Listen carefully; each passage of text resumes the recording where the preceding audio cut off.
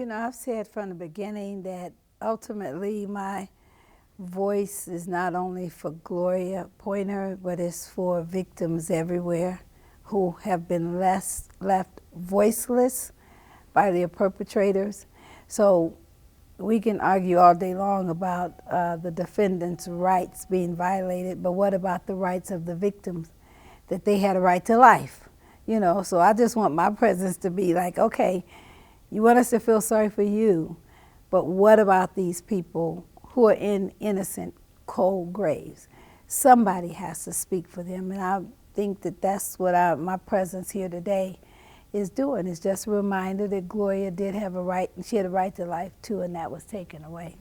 Oh, you know, I don't want to even try to get into his head or anybody's head like that, but I do want people to know who commit these crimes that these victims have families and people who care for them, people who love them. And all they're wanting to know is that you are sorry for what you did. That's not going to bring the person back.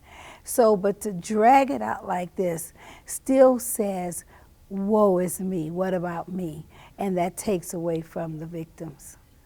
Well, on today, they were showing some sensitive video, and Judge Mataya, because of his sensitivity towards me and how what was being said might impact me, he asked me to leave the courtroom.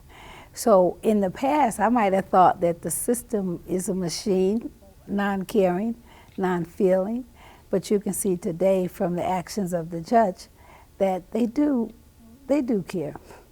Let's hope that when they are done with this and they watch all the tapes, that they will be able to move forward, because ultimately what we want is this to be over with. We don't want it to keep dragging on. No, I thought for certain it would be the next day solved, but in the longevity of the absence of the arrest, many amazing and wonderful things have happened.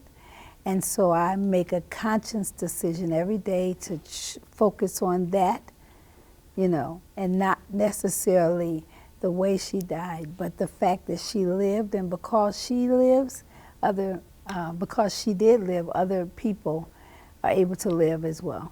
She was more the mother than I was. She was always taking care of her mother, and she felt that her mother could do anything.